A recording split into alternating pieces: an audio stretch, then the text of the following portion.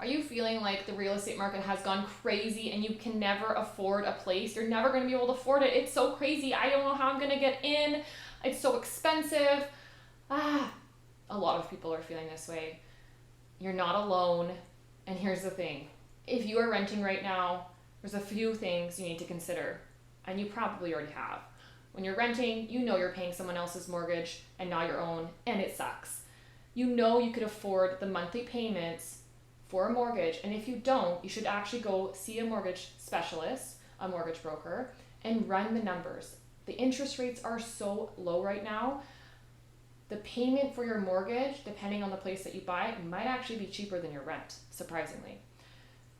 The other thing is, when you are renting, you know that you and your family, or even if you're single and by yourself, at any time, your home can be taken from you. You can build your life in this home. Your kids can start going to school if you have kids. You get used to the neighborhood. You get used to the lifestyle. You have friends. And then if that owner decides to sell, where do you go? You go to rent somewhere else. Then you realize, wow, prices have gone up in homes, so all the rent has gone up as well. It's getting so expensive to rent in this area. I can't rent in this area anymore. It's out of my price range. I need to move cities and rent somewhere else.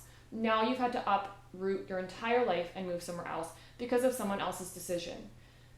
If you want to get in the real estate market and you want to take control of your situation in the real estate market, you need to sit down with a realtor, a mortgage broker, and maybe a financial planner to see what are the steps that you need to do to get into the market.